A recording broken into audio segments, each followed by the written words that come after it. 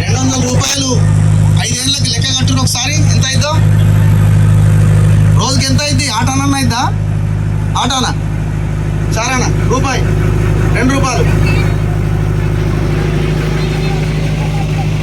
పైసలు తీసుకొని మనం ఓటు వేయద్దమ్మా దయచేసి. నేను అందుకే వచ్చిన, మాది ఏ పార్టీ కాదు, దయచేసి అర్థం చేసుకోండి. వీళ్ళు వెనకాల ఏ జెండాలు ఉన్నాయేమో మీరు అనుకుంటున్నారేమో. మేము ఏ పార్టీ లీడర్లం కాదు, నాయకులం కాదు, మేము జర్నలిస్టులం, మీడియా వాళ్ళం. కాబట్టి మేము కొంత అవగాహన కల్పించడానికి వచ్చినాం. నగేష్ మీ ఊరే కదా? నగేష్ మీ ఊరే కదా? మీ ఊరే. మీ నగేష్తో కలిసి తిరిగే వాళ్ళమే మేమంతా కూడా. సో మా గ్రామంలో కొంత చైతన్యం తీసుకురావడానికి కొంత అవకాశం ఇవ్వండి మాకు అంటే ఇక్కడ ఇంత దూరం రావడం జరిగింది. నేను, పృథ్వీరాజ్ గారు, వీళ్ళందరూ కలిసి. ఎవరికి ఓటేయబోతున్నారు మీరంతా? పైసలు ఇచ్చిన వాళ్ళకా? పైసలు ఇచ్చిన వాళ్ళకా? మంచోళ్ళకా? ఏమమ్మా మంచోళ్ళకే వేస్తారా?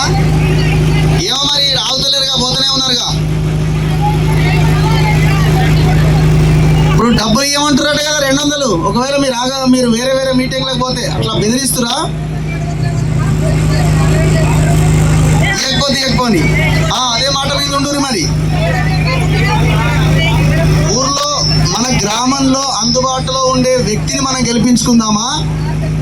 హైదరాబాద్ నుంచి సూట్ కేసులల్లో నోట్ల కట్టలు తీసుకొచ్చి ఓటుకి 2000, 3000, 5000 ఇచ్చి మందు దాపించి గాయగత్తర చేసి ఎలక్షన్లు అయిపోయి గెలవంగానే మళ్ళీ హైదరాబాద్కి చెక్కేస్తోళ్ళని గెలిపించుకుందామా?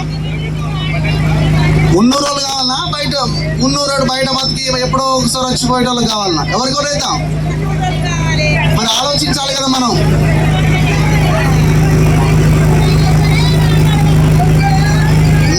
మీకు అందుబాటులో ఉండే వ్యక్తిని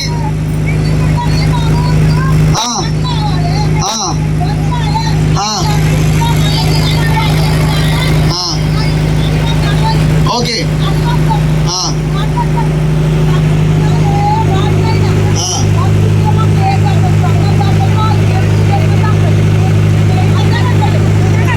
సో మేమేం చెప్తున్నామంటే కనీసం మనకు బాధ వస్తే మన బాధని వినడానికి ఆ సర్పంచ్ ఇంటికో లేకపోతే గ్రామ పంచాయతీకో పోయి చెప్పుకుంటే ఆయన వినే వ్యక్తి కన్నా కనీసం అట్లాంటి వాళ్ళకన్నా ఓటేయాలి.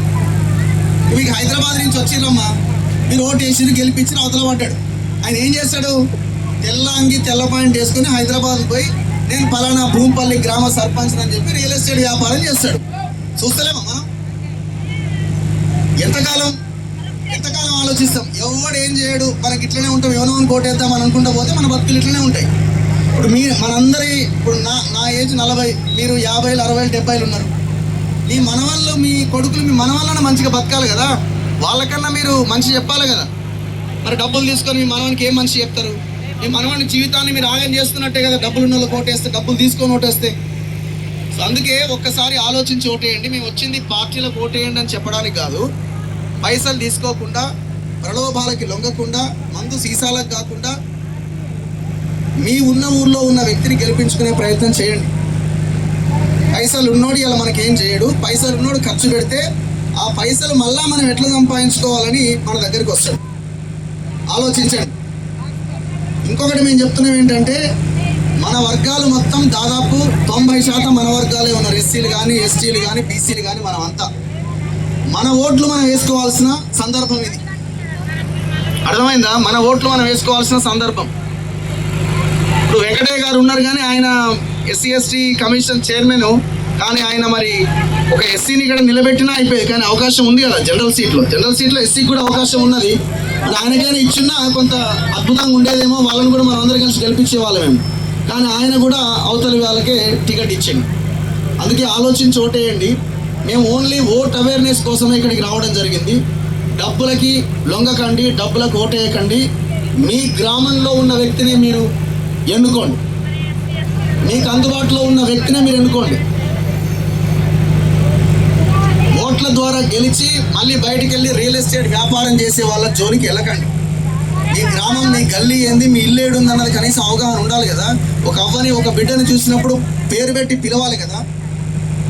సో ఆ కోణంలో ఆలోచించి మీరు నిర్ణయం తీసుకోండి. అనవసరంగా అటు ఇటు కాకండి. రాబోయే 5 సంవత్సరాలు మీ గ్రామాన్ని, మీ పిల్లల భవిష్యత్తుని ఎవడో ఒక రియల్ ఎస్టేట్ వ్యాపారికో డబ్బులున్నోడికో తాకట్టు పెట్టకండి దయచేసి. అది మీ చేతిలోనే ఉంది. బెదిరిస్తారు మనల్ని, మీరు ఎవరికి ఓటు వేస్తారో మాకు తెలుస్తుంది అని బెదిరించే అవకాశం కూడా ఉంది. మీరు వేసే ఓటు వరదా సాటుకెళ్ళి మీరు ఓటు వేయబోతున్నారు. సో కాబట్టి మీరు ఎవరికి ఓటు వేస్తారనేది ఎవరికి తెలియదు. కాబట్టి మీ ఓటు మీరు ప్రశాంతంగా స్వేచ్ఛగా వేసుకునే అధికారం, హక్కు మీకున్నది. కాబట్టి మీకు నచ్చిన వ్యక్తులకి మీరు ఓటు వేసుకోండి. డబ్బులు ఇచ్చిన వాళ్ళకి దయచేసి ఓటు వేయకండి.